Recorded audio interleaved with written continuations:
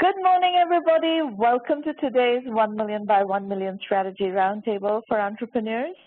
1M by 1M, as you know, is the first and only global virtual accelerator for technology startups. And our mission is to help 1 million entrepreneurs reach $1 million and beyond in annual revenue. We run this out of Silicon Valley, but with a global footprint. And these roundtables have been around in support of our mission since the fall of 2008, so just short of 10 years. It's a very, very long journey, and we have worked with entrepreneurs from all over the world. Over 75,000 people have attended these sessions. It's been a fascinating experience, fascinating journey through the global entrepreneurial ecosystem, learning about what people are doing, what challenges they're facing, what kinds of ideas are germinating in various different ecosystems, and it's really super interesting. The event is being recorded. You will find the recordings of this as well as all other prior sessions in our YouTube channel, that is 1M1M Roundtables. That YouTube channel is chock full of interesting video content. And of course, we have other types of content on our blog as well as through the Twitter channel. If you're following us by following it at 1M by 1M or at Shromana, there's a ton of information, great interviews, great trend content, thought leadership stories, all sorts of things, audio, video, podcast, everything that flows through the Twitter channel, so feel free to follow us there. Today, if you're live tweeting the show, use hashtag 1M1M. Now, this is a roundtable, not a broadcast. So you are more than welcome to call in and ask questions, participate, engage, talk about what is it that you are, what projects are you working on, what is it that you're facing as challenges, whatever you want to discuss, the line will be open for you to call in, but a bit later.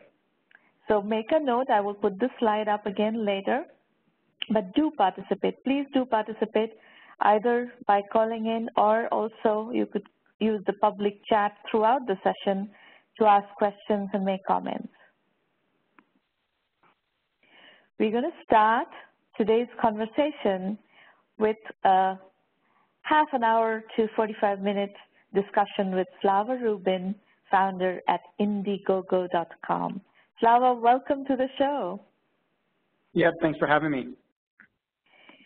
So you all know about Indiegogo. Let us ask Slava a little bit about Indiegogo from his perspective. So Slava, what prompted you to start Indiegogo? What has been the journey? Tell us a little bit about how you got going, why you got going, and where are you now? Sure. So we actually launched in 2008 as well. So I guess we're as old as 1 million by 1 million. And we came up with the idea in 2006, in the fall of 2006. And the whole concept was the internet was democratizing access to lots of things, auctions with eBay and content with YouTube, but access to capital was still all about the gatekeeper, the VC, the banker, the grand institution, knowing the right person. And we just thought that the internet could democratize everything, so why not try to democratize capital? So we created a marketplace where people who had ideas just showed them off, and if people wanted to fund them, they could. We started in January 2008, and now we've funded well over $1.5 billion around the world. We send money to dozens of countries every single week, and we have funded hundreds of thousands of entrepreneurs. So we're very excited about the impact, and we're continuing to evolve and support entrepreneurs as we empower them to do great things. That's wonderful. Let's talk about a few of the nuances of how entrepreneurs can work with your platform. Now, one area where we constantly send entrepreneurs to your platform is where we have entrepreneurs with physical products who can potentially start a crowdfunding campaign, take advance order for the products, and get themselves going. It seems like this has become a sweet spot of actually crowdfunding platforms. Can you talk to this trend? Yeah, so crowdfunding a decade ago was very broad, and we've in the last several years really focused on entrepreneurs. Excuse me. Entrepreneurs, as part of the process, often have tangible goods or something that they're looking to create and offer. We've become the go-to place in the world for funding for these entrepreneurs as they look to validate their ideas, and then we support them throughout the entire process as they look to manufacture it and then sell it.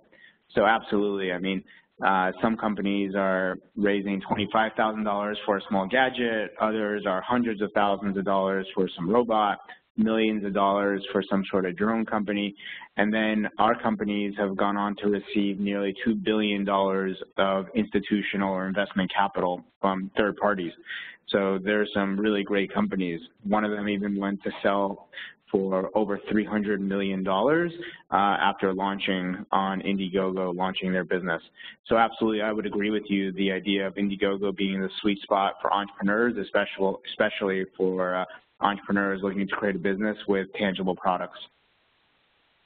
So let's pursue a few different things that you said in that. First and foremost, tell us about the company that raised money on Indiegogo and went on to sell for $300 million. What was the trajectory of this company? Yeah, so they started on Indiegogo, I can't remember exactly what year, but probably 2012. Something called Misfit. Misfit is an activity tracker company. They raised just under $1 million on Indiegogo. Then they went to have successful VC money. They even went and I think raised about $50 million from Xiaomi. I mean, they were doing incredible things for 4 or 5 years and continued to have doors open and options available to them until the founder, Sunny Vu, decided to sell to Fossil, the watch company, and I believe they sold for just over $300 million. So, you know, our community, obviously, by the nature of the beast, is full of early-stage entrepreneurs who are, you know, trying to get going, maybe the first prototypes going, the first order going, and so forth. And in fact, we have a company right now that is planning to start a campaign, crowdfunding campaign, and they're a pain addressing device using laser technology. And of course, in the process of working with Indiegogo, they have been advised to create a mailing list, an email list to which they can launch with which they can launch the campaign. So basically, the point that I would like you to elaborate on a little bit is, what do you advise these very early stage entrepreneurs, far from $1 million? We're talking about, you know, companies that are just trying to get their first crowdfunding campaign going on Indiegogo. What do you advise them to put together to be successful on your platform? Yeah, I mean, we've had hundreds of thousands of entrepreneurs that have been successful, and I would simplify it down to a few main things. 1, you want to have a good pitch. 2, you want to be proactive. And 3, you want to find an audience that cares. So having a good pitch, you want to make sure that it's clear what your message is, what you're offering, what you're trying to get funded. You need to make sure that the perks are clear, what prices they are, what people can get, what are the discounts versus future retail prices. Having a video is always important. It should be short and also to the point. The copy is super critical, but it shouldn't be endless words. Often pictures and other illustrations are very valuable to break up the content, and it should be catchy. So, you know, people don't have a lot of time to decide if they understand something, so it needs to be very clear what it is that you're raising money for and what is the business or product that you're trying to create. So that's number 1, that's have a good pitch. Number 2 is you want to be proactive. It's important to really reach out and keep the marketing going. You can't just create a campaign, sit on your hands, and hope that money will come to you. You need to get off to a fast start. For example, if you raise 25% of your target funds within the first week, you're 5 times more likely to hit your full target because that starts to create momentum. Similarly, you'll want to often have an email program where you don't just email once, but rather sometimes people say it takes 7 contacts before somebody will donate or invest in you. So don't give up just because you've sent 1 email and the people didn't respond. They could have been on vacation, they could have had it in spam, they might not have even read it, or they put it aside for later and forgot about it. It's important to use all the various channels to contact people because different people like to be contacted in different methods. Some folks like to read email, others are checking Twitter, others like in-person events, others like having conversations on the phone or coffee chats. Obviously, the more intimate the discussion, the higher potential for bigger dollar value, but also the greater risk of spending a lot of time that doesn't convert. So it's important to build your email list, build your contacts, and then the third thing, which is find an audience that cares. Everybody wants the world to just come and fund their ideas, but it's very hard for random strangers to fund your idea. What often has to happen is I consider it a third, a third, a third. The first third of your goal often has to come from people that know you and trust you because no one else will trust you first except for the people that know you. For example, your mom, your dad, your family, your friends, your customers, your neighbors, the people that you regularly work with. Now, if these people aren't willing to fund you, it's going to be very hard to have strangers fund you. So it's very critical to get that snowball rolling, and the beginning of that snowball always starts with people that you know. I call that the inner circle. That's the first third. The second third is often people that they know. So maybe you personally are not connected to them, but the people that really trust you know these people, and they bring the second third. And on average, the third third is random strangers that you'll get through Indiegogo. Sometimes the split is not exactly a third, a third, a third. It could be more from your friends and family, or sometimes can be even 90% from Indiegogo. But that's the generic split across the 10 years of experience.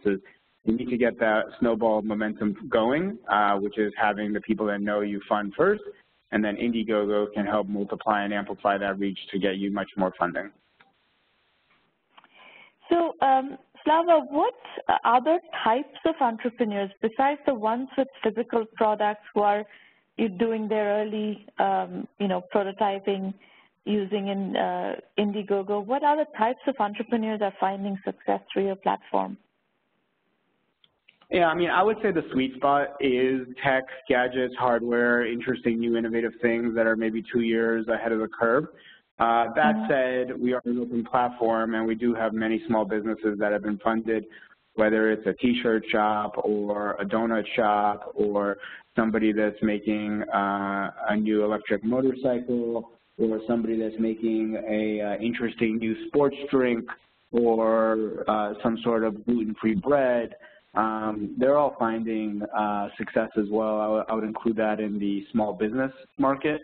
The things that don't work as well are things that are service-oriented. So if you're trying to offer accounting services, that's not exactly the number one thing for the Indiegogo audience. And talk to us about equity crowdfunding. You have started offering equity crowdfunding, and actually you may also want to give us a little bit of the historical context of how the regulation on equity crowdfunding has changed, and how has that impacted you, and what are the nuances for companies trying to raise equity crowdfunding on your platform? Sure. So when we originally launched in 2008, we wanted to be able to offer financial investment, so the people that back the ideas will be able to get financial return. We right away learned about the issues from a regulatory perspective with the Securities Act of 1933 and other rules called blue sky laws, et cetera. So we went around the investment approach using this perks model where people just donate or contribute or pre-order ideas. We then moved forward and were able to petition Congress in 2012 and get something called the Jobs Act passed. And as part of the Jobs Act in 2012 under President Obama, one of the regulations of the 6 regulations was something called equity crowdfunding. So we were able to have implemented the ability for anybody, even if they're not an accredited investor, meaning over $250,000 of net worth, over $250,000 of salary or $1 million of net worth, anybody would be able to invest in these ideas that were available through these equity crowdfunding portals. It took 4 years, from 2012 to 2016, for FINRA and the SEC, 2 regulatory bodies that had to get signed off, to finally move forward. And in 2016, equity crowdfunding went live in America as a concept. Now, to put this in perspective, not since 1933 have common people, the 99%, been able to invest in things without having to be an IPO through the New York Stock Exchange or NASDAQ, et cetera. So now everybody had the opportunity to invest in these ideas. We have since, in 2016, launched our equity crowdfunding portal and have supported dozens of companies raising financial investment from tens of thousands of investors. The average raise is about $250,000, if not a little bit more. And it can be as high so far as, I think we've done like 1.8 million of investment capital, and this is more strict of a diligence process because it's regulated by the SEC, but people can apply at equity.indiegogo.com. If anybody has any questions, they can always just send me an email. I'm Slava, my first name, at indiegogo.com, and we post different offerings and people invest. Since then, the investors, some of them have already been receiving their dividends as part of rep shares, and some of them have even seen up rounds of investment for their companies. So it's really exciting. I think it's very early days in equity crowdfunding. We're just about 2 years into the industry. The UK is several years ahead of us with their regulations, as well as their regulations are quite a bit looser. For example, they allow for up to $10 million being raised per company, and right now in the US, the regulation is actually $1 million cap. But if anybody has any questions, they could just check it out online or reach out to me, and we're super excited about it. So let's double-click down on that one a little bit as well on 2 fronts. One straightforward question is the sweet spot of your equity crowdfunding also the same sweet spot? Is it the physical products kind of businesses? It's a great question. No, not at all. It's totally different. So physical product companies are fine and do well with equity crowdfunding, but because the investors are not looking always for a tangible good with equity crowdfunding, they're looking for a financial return, there's a lot more flexibility to the types of companies. So actually we have had internet companies, software companies, marketplaces, movies, video games, hardware, pizza shops, coffee shops, all kinds of hospitality, media, all kinds of different companies raise money through equity crowdfunding. Great. Now, I've had some conversations with your colleague who runs that business, obviously. What I gathered from him is that you are looking for a regular equity investor, whether it's an angel or a VC, to almost like do the due diligence first before you like to come in. Could you elaborate on what is your due diligence process? How do you validate that this is an equity crowdfunding deal that we want to put on the Indiegogo platform? Great question. Not exactly right. We'll do our own due diligence and list the deal. Sometimes the deal does have other VCs or other investors want to lead the deal first, and then they post it with Indiegogo. That always has positive signal because then other VCs have already positioned in, and investors like to see that.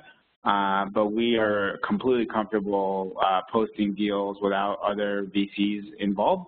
It's just that they have to get through our diligence process, and approximately 2% of the companies get through our diligence process. It's, a regulated experience, so we're not able to put up all the deals, but it is fairly rigorous diligence. Could you give us some examples of companies, types of businesses that have had success with equity crowdfunding on your platform? Yeah, sure. If you just go to equity.indiegogo.com, anybody can see all the. So Slava, can you do a little bit of storytelling, and I have specific questions on how this works. So don't direct people to Indiegogo.com at every step. That doesn't make for a good interview. Right, but I'm just trying. What are you looking for? I'm looking for some view into how you think about things. Like, okay, for example, geography. Is there a geographical bias? Is it U.S. only or a part of U.S. only? What is the geographical bias of this in equity crowdfunding? Sure. So from the regulations, it's U.S. only. We work with international companies, but they would have to have a U.S. entity. In regards to geographic bias across the U.S., there's no bias whatsoever. We have companies from all around the U.S., which is actually one of the beauties of equity crowdfunding. And in terms of type of companies, like I mentioned, it's really anything. We have 3D printed arms as prosthetics. We have upcycled grains from beer making to turn it into a power bar. We have coffee companies. We have TV companies. We have movies. We have DNA sequencing companies. We have mobile marketing for photo and video. We have the Three Stooges as part of a film, distilleries, wineries. Would it be fair to say it's more B2C than B2B? Absolutely. Yep, it is fair to say that. It's not required, but definitely the crowd needs to be interested in it. They're not often getting the product, they're getting an investment, but in general, it is more B2C, yes.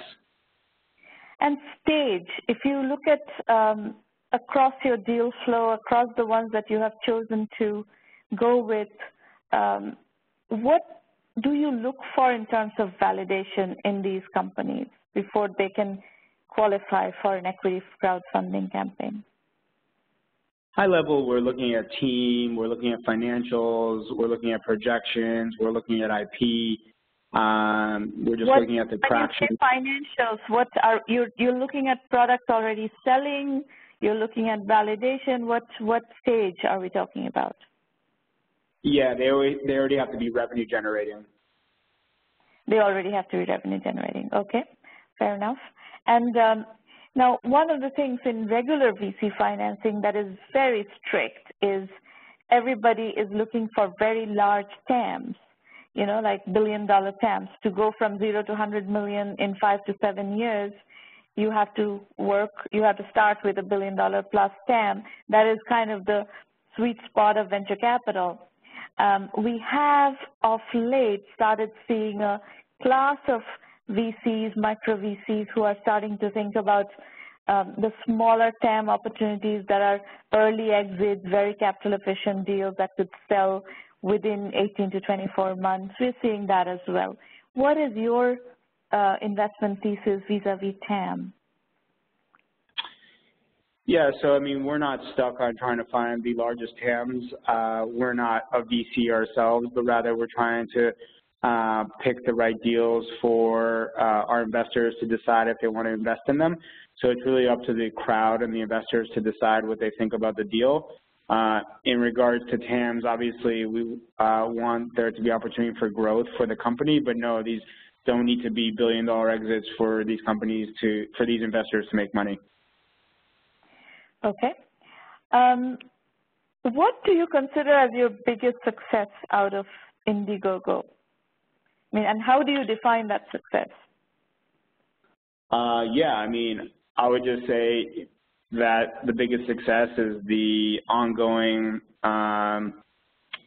existence of Indiegogo, the fact that it's now 10.5 years old and still very durable and still very much used by the world, just shows that it's having a lasting impact. I could pick, like, one campaign or one product, but I think that's kind of silly. It's kind of like picking.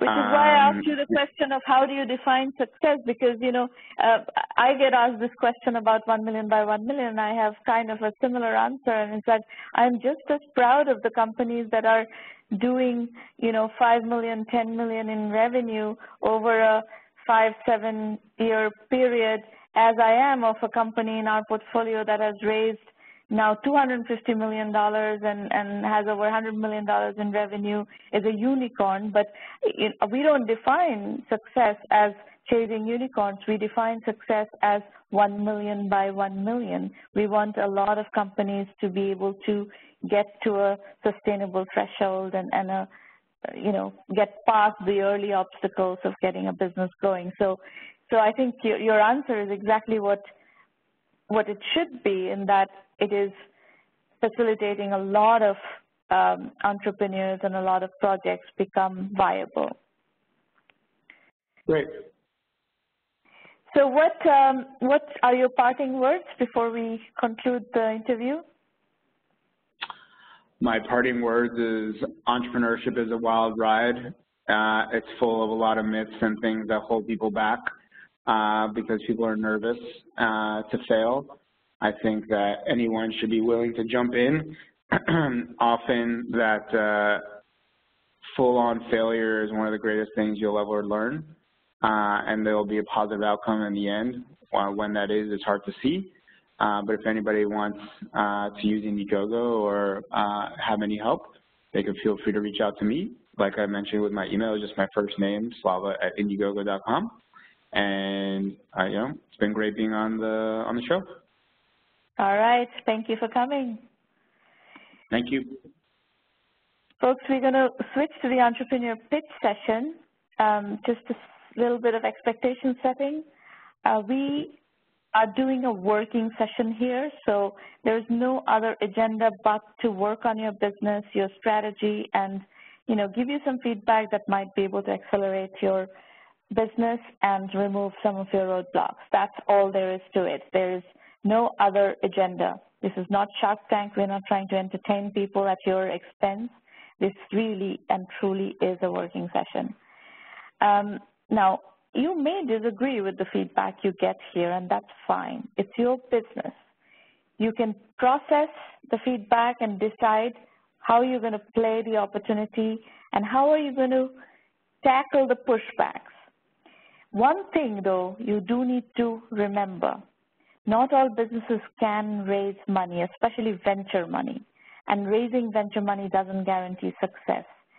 So don't get hung up on venture capital as your definition of success. Your definition of success needs to be building a business of whatever scale that may be and building a sustainable business. So our definition of success is entrepreneurship equals customers, revenues, and profits. Financing is optional. Exit is optional. All right. We're going to start with Logan Spring in Saratoga Springs, New York. There's a different set of slides, right? Is this the set of slides that I should be using? Sorry? That's the right set. That is the right set? Okay. Yep. All right. Let's do it. So hi, my name is Logan. My name is Logan Spring.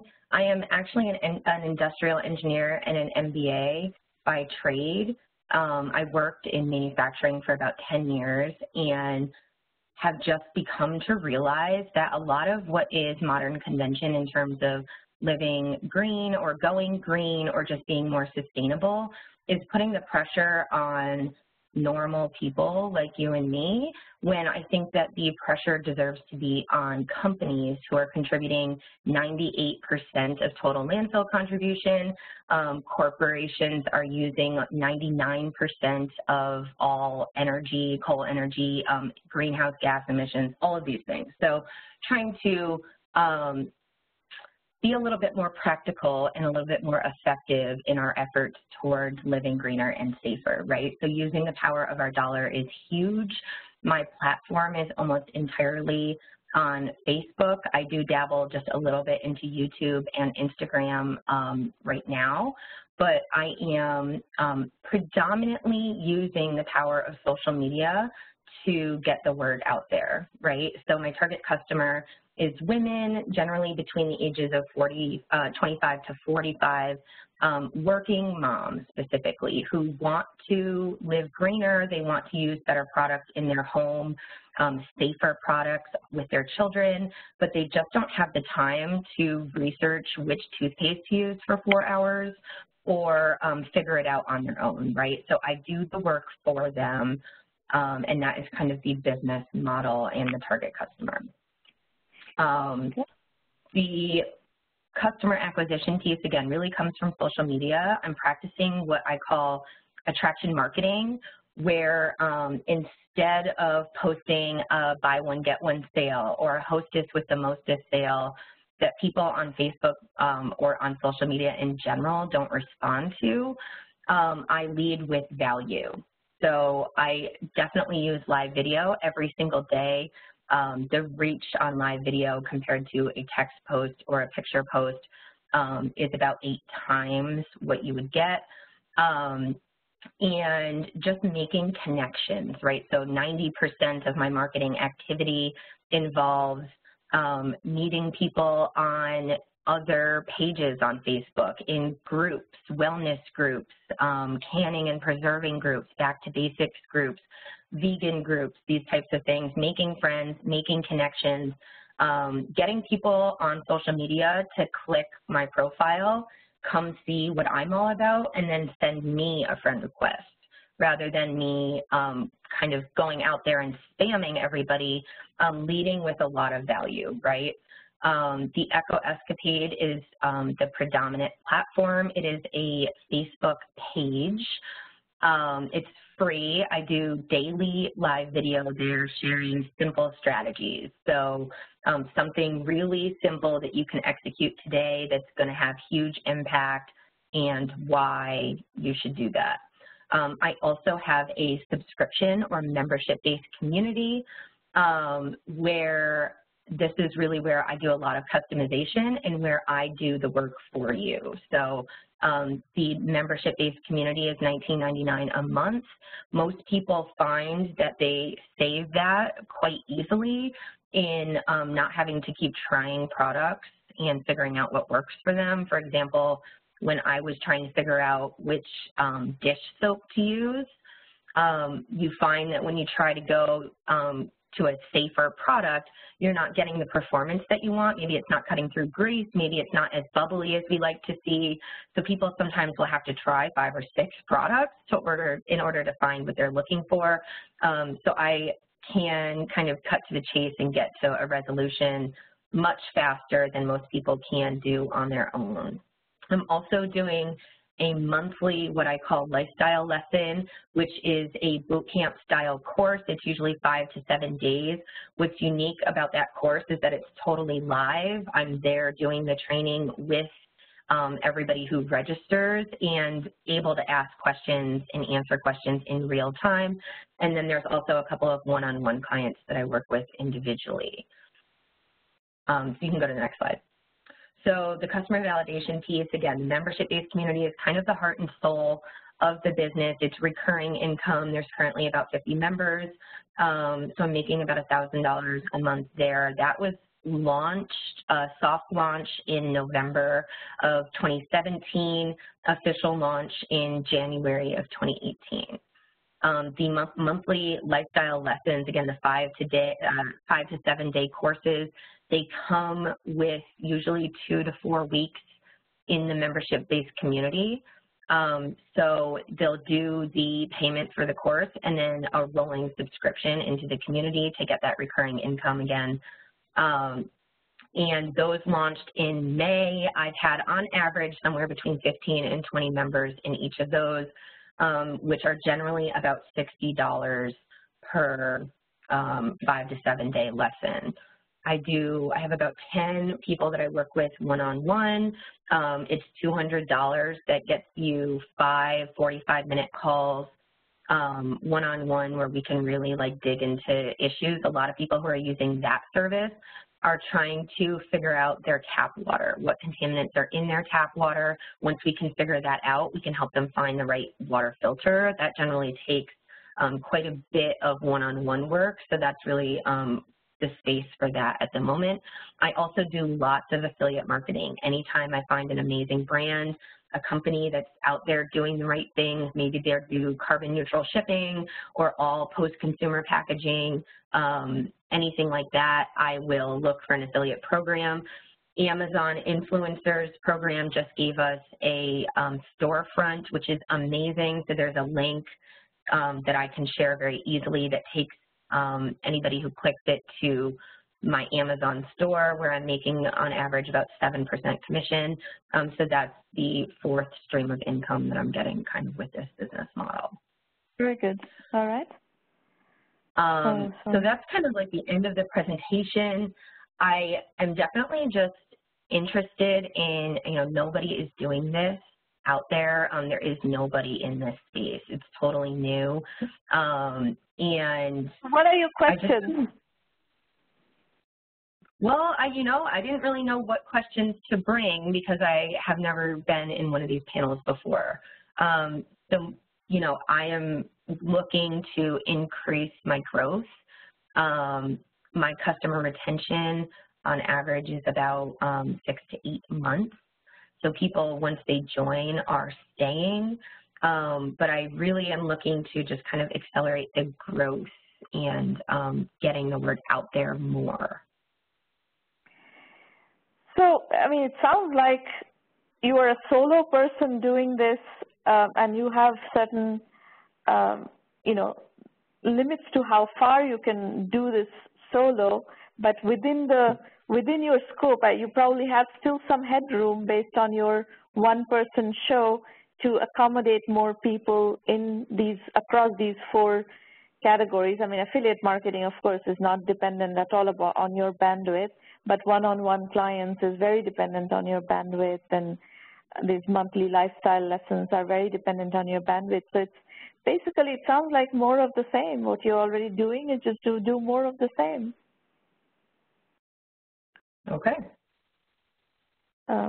I don't see, unless you're trying to grow this to a much bigger business with lots of people doing what you are doing, that's a different strategy, obviously. I don't oppose to eventually expanding the team, but I would need to be in a point where I can't keep up, and that's not where I'm at right now. That's not where you are. That's exactly my impression, is that I think you have plenty of headroom as a solo entrepreneur at the moment, and you can probably double your business just as a solo entrepreneur by doing just what you're doing. And it's almost like you've got a proven methodology, just implement more of it and tweak on the edges. And if you like, if you decide that you need help with any of that, you're welcome to, work with us, and we'll help you tweak that piece of it, the customer acquisition piece of it in particular, and you just keep going with that. Okay. All right. Good luck. So we have Liberty Charles next. Is that correct, Maureen?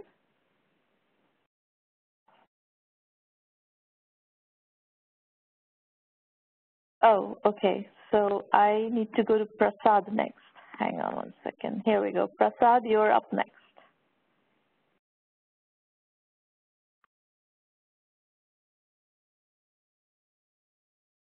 Prasad, are you on the call?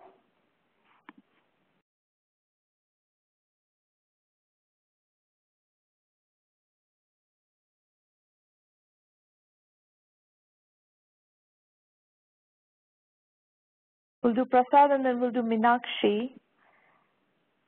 Prasad, you need to speak.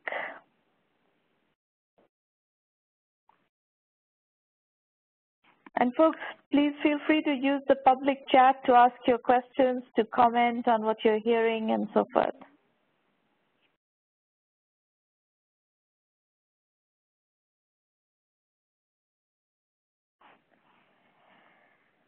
I see Prasad on the panelist list, but he hasn't seemed to have dialed in.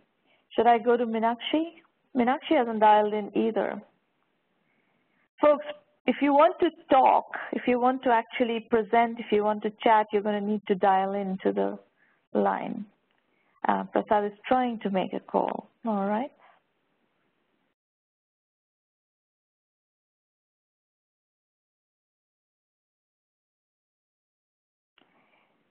While we are dealing with Prasad's technicalities, feel free, folks, to write questions, put questions into the public chat, and I'll start taking questions from the audience as well in the meantime.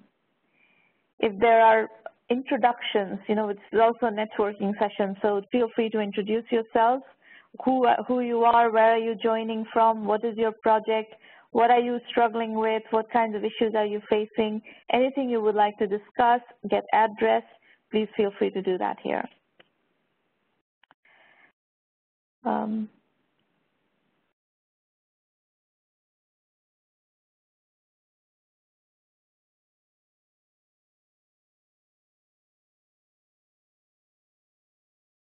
You know, one of the things that I was probing with Slava earlier on the equity crowdfunding side, as well as just crowdfunding in general, there is quite a bit of work needed for a company to be able to get to enough validation where people are willing to place orders online and have enough of a database, enough of a mailing list so that you can put that first third of the campaign, you know, activate the first third of the campaign off the bat. So for those of you who are considering equity crowdfunding, do not work with the assumption that you can just go to an equity crowdfunding platform and list your product and it's going to work right away.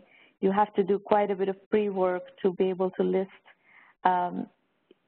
your product such that the crowdfunding campaign will work. So I have a few introductions here. Prasad, are you on the call?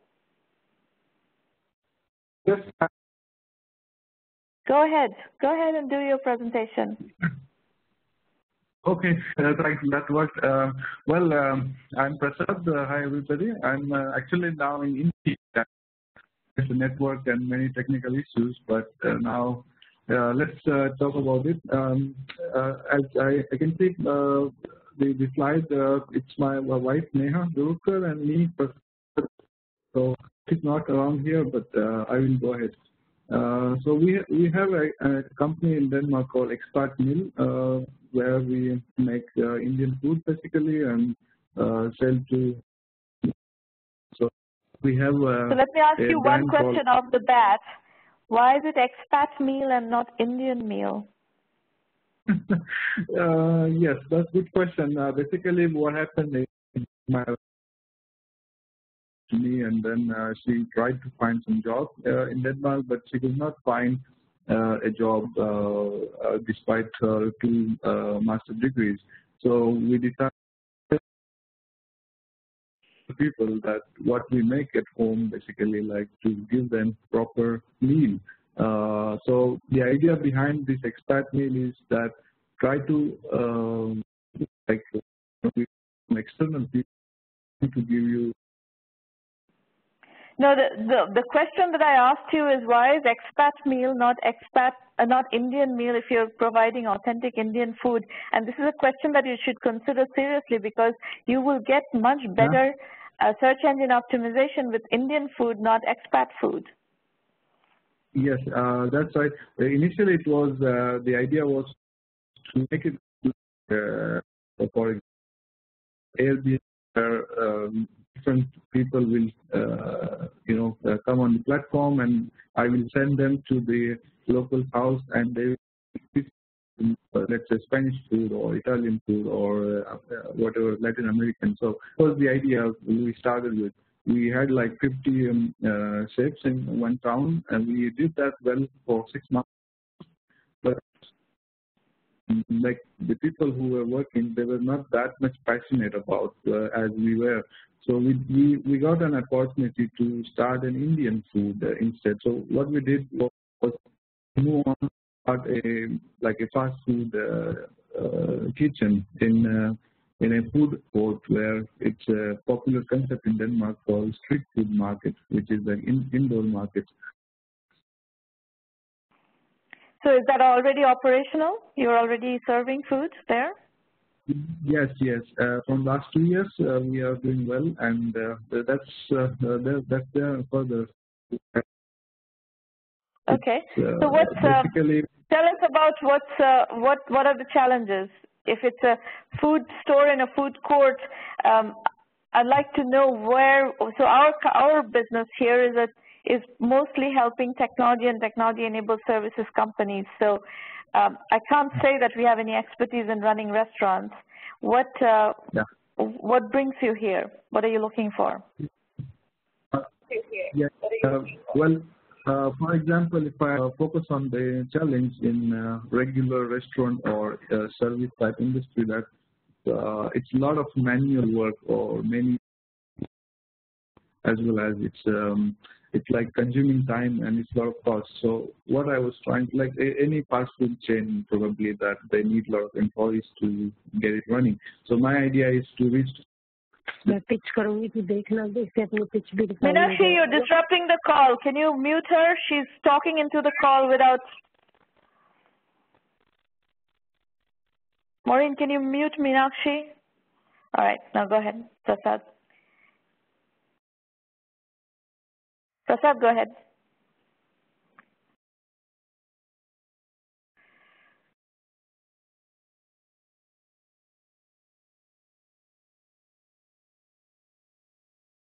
What's going on, Prasad? Yes, can you hear me? Hello? Yes, now we can hear you. Go ahead. So,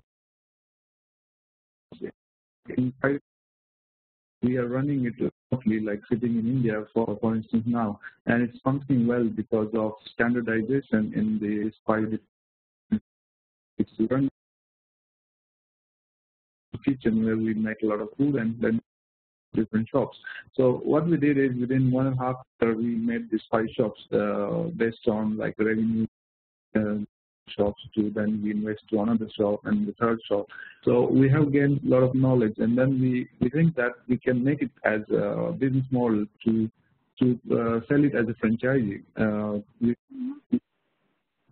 I was traveling like 10 different countries and 15 different cities, and I felt like there is something missing, that I'm not really getting satisfied with food available in the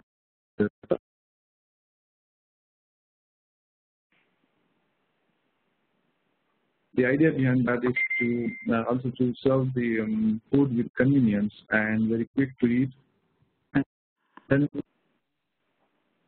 systems like where customer will order through the one of the digital displays, and then they just been served by robots. So basically, I am a mechanical. It's been a lot of work I was doing in this before, as well as the engineering background. So I'm applying a lot of engineering methods into this service industry. So what are you proposing? You want to build a robot company? Or you want to use robots in your operations to scale this business? Yes, so we would like to make, if you go to the last slide, for the picture, not this one, but it's more, yeah, this one. So the previous, yeah, this one, where the people will order it outside, and then the robot will come in and deliver the food. So we are trying to, like, currently we are serving food within half a minute if you exclude payment and ordering.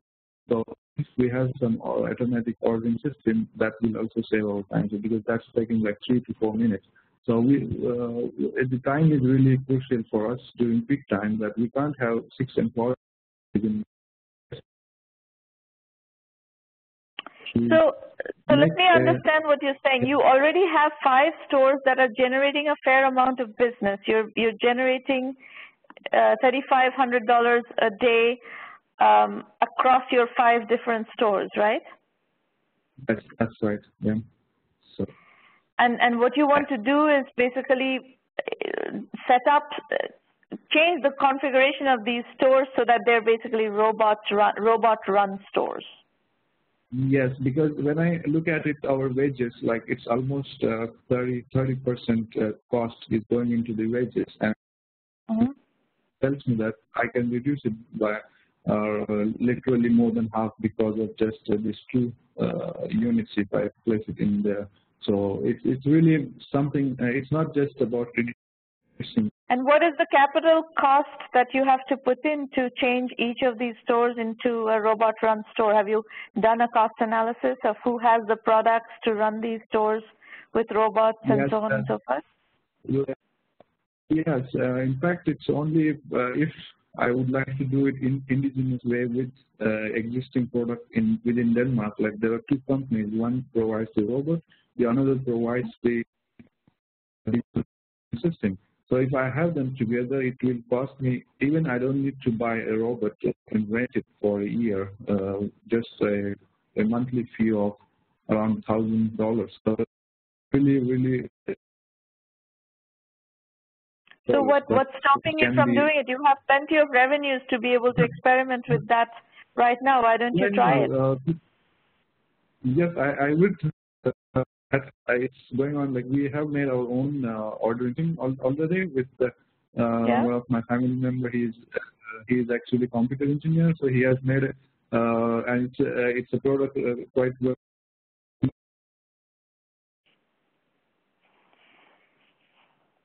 So how can we help you here? What brings you here? I think it's a great idea to optimize. You have a thriving business. You've got, good prototypes on the type of food that you're preparing. Now, if you're trying to optimize the operations with robots, why not? I can double my income or blend the profits in the business. That's really a good business model here. And the challenge is how to scale it up. So here's what I see, Prasad.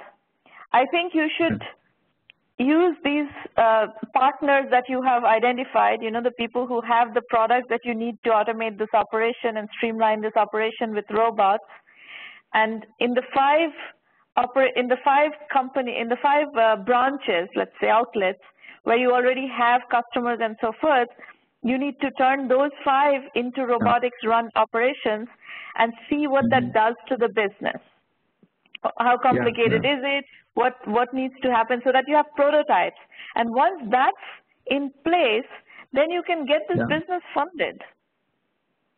You're basically talking, at that point, you're talking about a fully validated robotics-enabled fast Indian food chain for Scandinavia. And that is a fundable business, I think.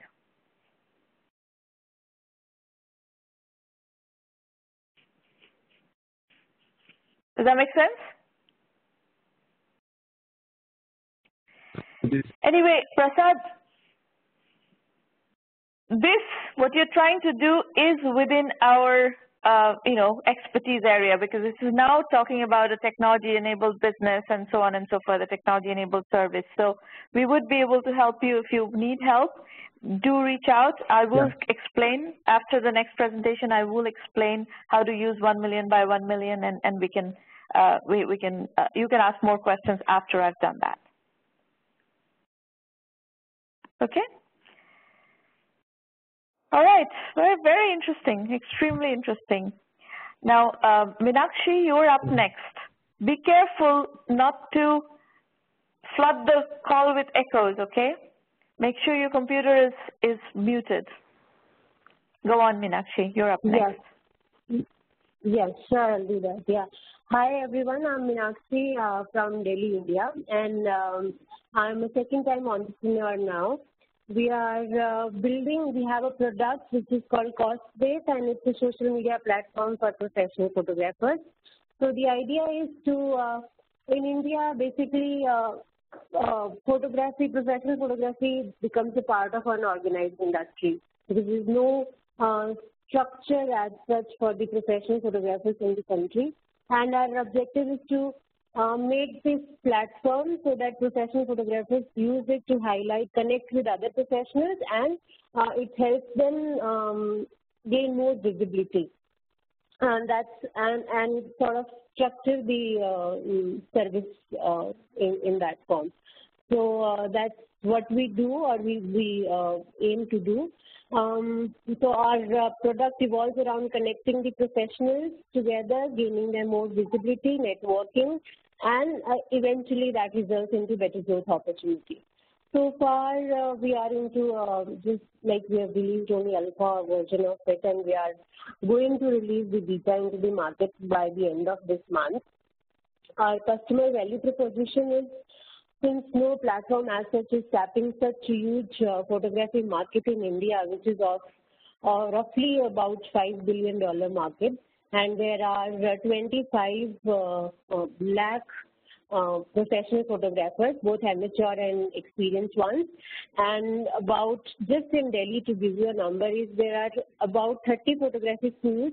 Each of them every year are producing 300 to 400 professional photographers. So it's a huge market, largely untapped. The visibility is really low for amateur as well as professionals. So that's what we are trying to do, is connect the entire industry and bring people together. So that's our value proposition is going to be. We have tested it with few photographers initially. So at our platform, we have about 8 to 9 of professionals who are using it in the alpha launch. We are taking feedback from them just to understand what works best with the professionals and how can we use this platform for their best. And we are planning to launch it, take it into the market. By the end of this year, we are planning to connect 40,000 professionals on our platform. So that's the aim that we are looking at. The go-to-market strategy that we have decided for this is to first get in touch with the photography schools. So in Delhi alone, as I said, there are 30 photography schools, and each of them have roughly about 300 students enrolled. So that's makes about 9,000 students. So in the first phase, we plan to onboard all these students with us. And in the second, we want to connect with all the Instagram influencers who are active. There are photography clubs on the Instagram. So we want to connect with these people, which would increase our reach as well as our professionals, again, would gain more visibility to them. So that's the professional front of it. And we're also planning to onboard the businesses on our platform. So once we have professionals onboarded, then we plan to go to the PR agencies and event companies who year-round look for such professional photographers, and we think we can help them with a better search and better. What is your business model, Meenakshi? So it's a social media platform which connects professional photographers and gives them more visibility. What is the business model? Are you trying to do this with advertising as a business model? So advertising we haven't thought of in the beginning. To go to the revenue model is subscription basically.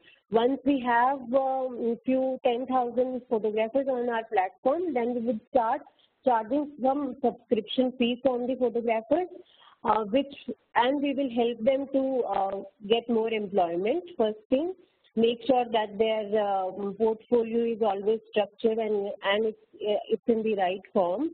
And third thing that we want to work with them is to help them connect with the right networks, which will increase their annual revenue. So we plan to roll out the subscriptions once we have 10,000 users on the platform.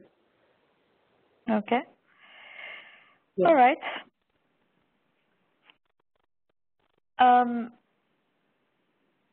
Do you have any validation that photographers are willing to subscribe?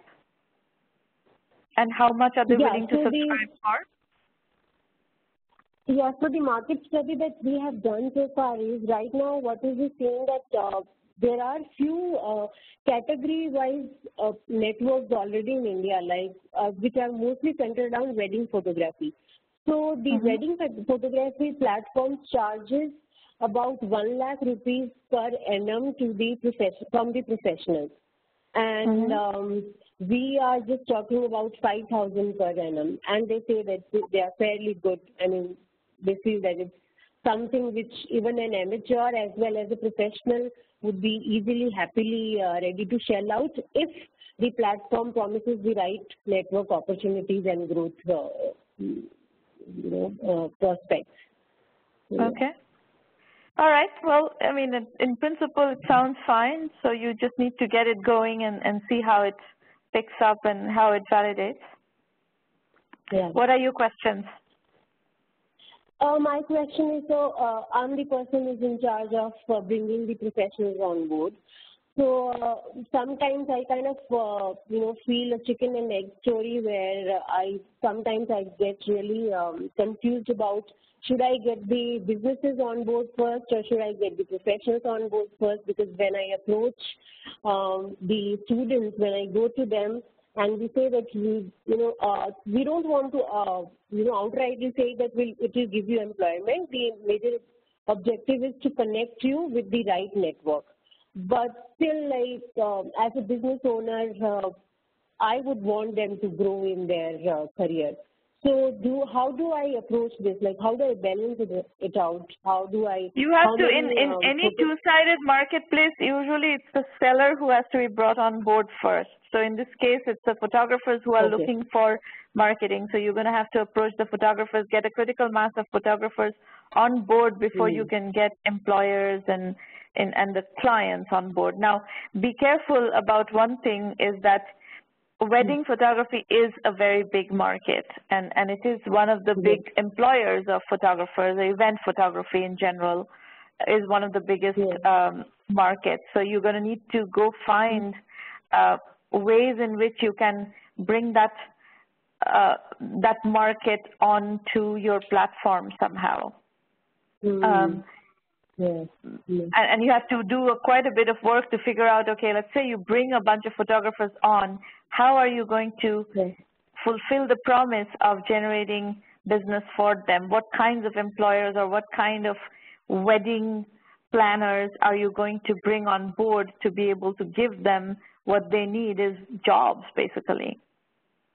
So there's quite a bit of that. Now, your question about investment, I think what you've shown so far is a fairly small market-sized business, and that is not going to be a venture fundable business.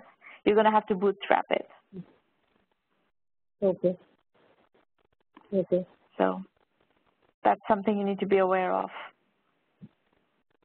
At what price do you think it can be a venture-funded business? It is not a price question. It's a question of total available market size. Okay, market size.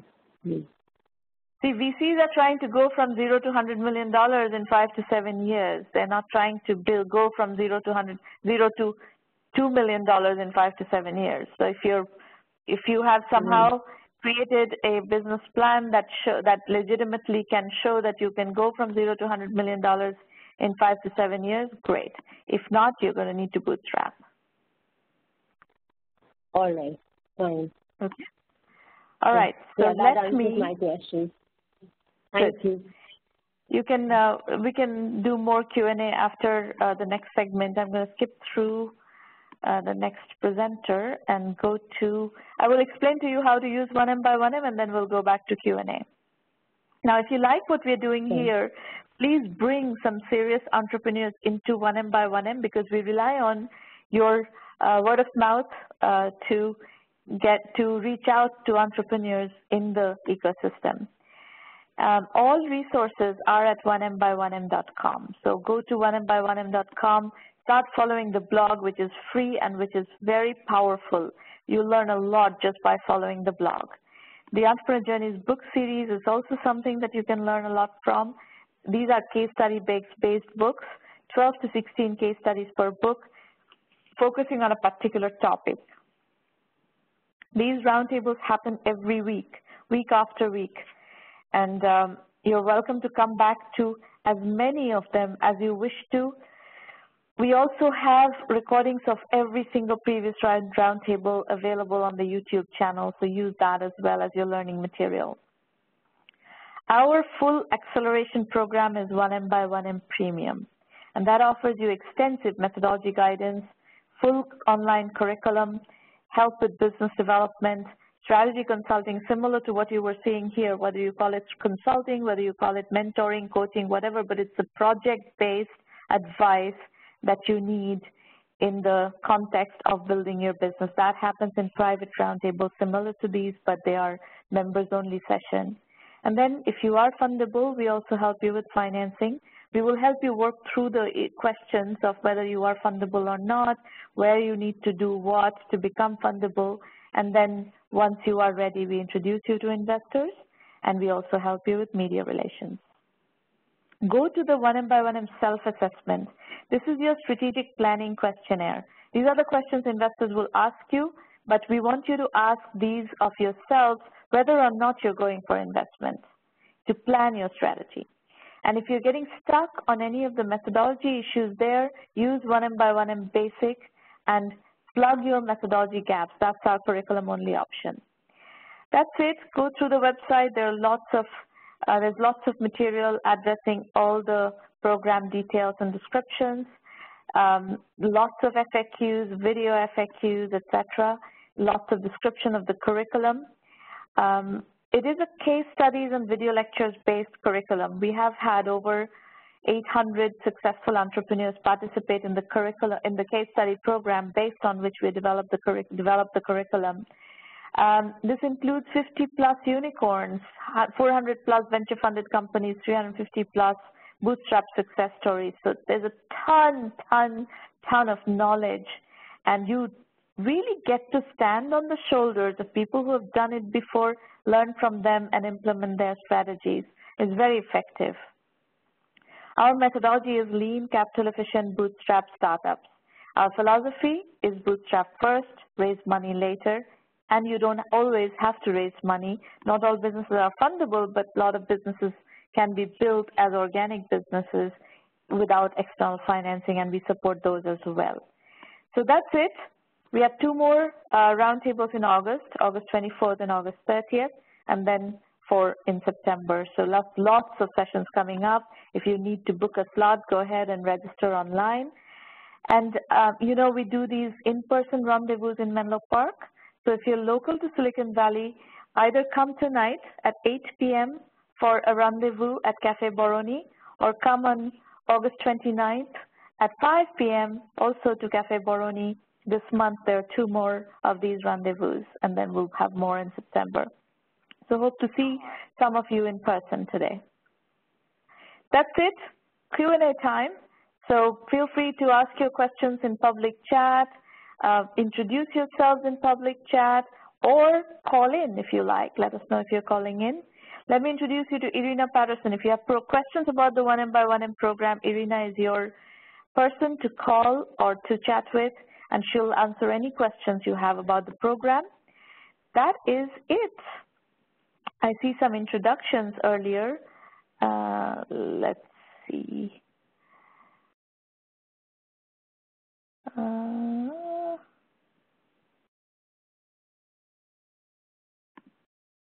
Dharmendra from Bangalore, Helen from Detroit. Please also tell us about your projects. What are you working on? What kinds of issues are you running into, and so forth?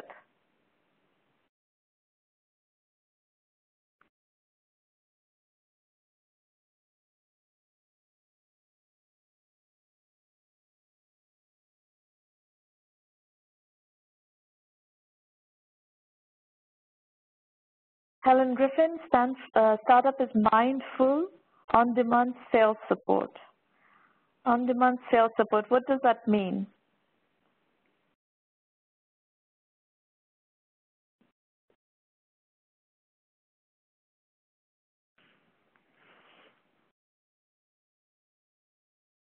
Anybody else? introductions, questions, comments?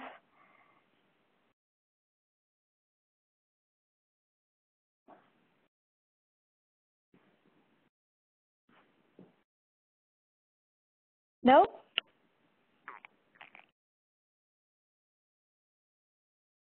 Nobody has introductions, nobody has questions. So Helen's saying mindful prospect for sales teams to win deals.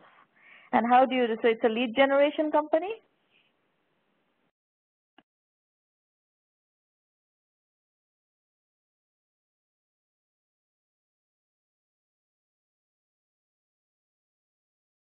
Why don't you book a slot to pitch in one of the follow-on sessions and let's talk through it, because I know a lot about lead generation as a discipline, and I did a startup in prospecting. So we had a product called Prospect Miner. It was a sales lead generation and qualification technology using AI. So this is an area that I'm very knowledgeable about, and I would love to hear what innovation you're planning to bring into this aspect. At this stage, of course, technology has changed tremendously. We're in 2018 with AI, very dominant in the ecosystem. So I would love to hear more about what is it that you're proposing to do.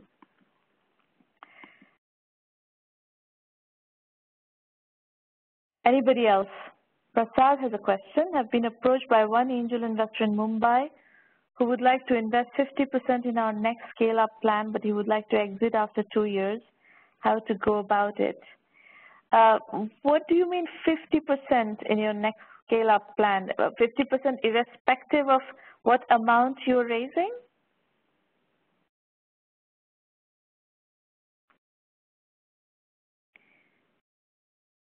That's one issue that you need to sort through, because you have to figure out any amount until 100K. So how do you say that 100K is 50%? You could be raising a $5 million round, in which case 50% is not 100K at all. So I don't really understand the 50% angle. He wants to invest 100K or less, and that doesn't guarantee 50%. So be very clear about that, is that doesn't guarantee 50%. And you cannot guarantee exit after 2 years. That's just not possible to guarantee.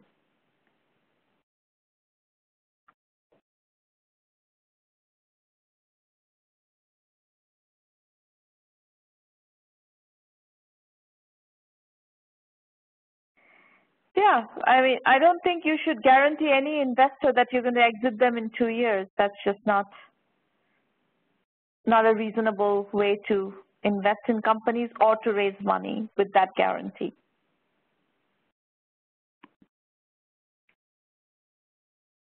Yeah, I think this is probably not the right investor for you.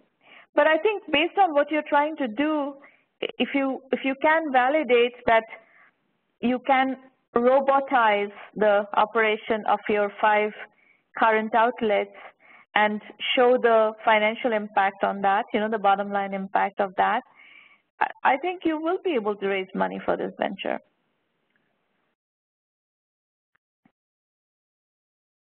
Because you will have prototypes on exactly what are the financials of each of these outlets, what is the profitability, and if you put in this much money, how many outlets do you open, what kind of revenues do you generate? You have a reasonably good idea about how to scale a venture like that, and I think that can be done. Somebody else whose name I do not understand.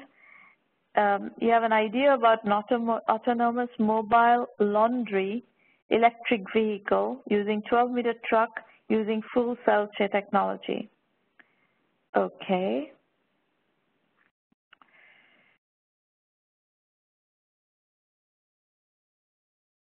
And what is your question about this idea?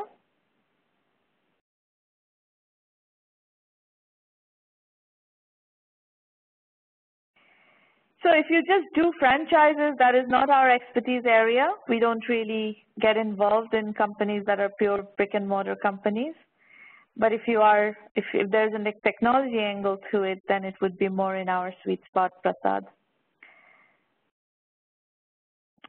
I don't think patents is the right next step for you for any of this. You need to figure out how to do this, whether it's going to be doable, whether it's going to be scalable, all of those things. I think patent is just one piece of it, and that is not necessarily as critical.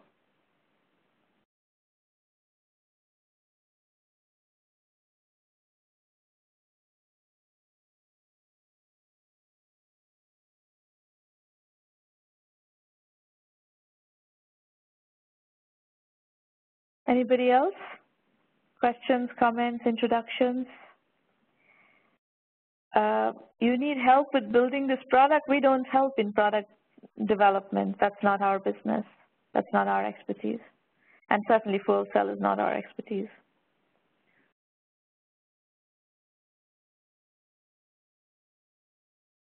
Anybody else? Any other questions, comments?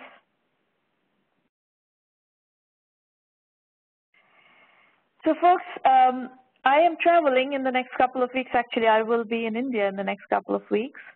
And we don't have any public roundtable or rendezvous in the next couple of weeks. And then we'll resume when I get back on the 23rd. But in the meantime, those of you, if any of you are here from the premium program, we do have a private roundtable that I will do from India. So you will have access to me while I'm traveling. And of course, there's email and all this other stuff. So that's it for today. I look forward to seeing you in a couple of weeks, and we will continue. Remember, these are working sessions. You can bring your concerns and your roadblocks, and we will try to work with you as long as it's within our expertise area. And our expertise area is IT and IT-enabled services. So see you soon. Good luck, meanwhile, in making lots of progress. Bye-bye.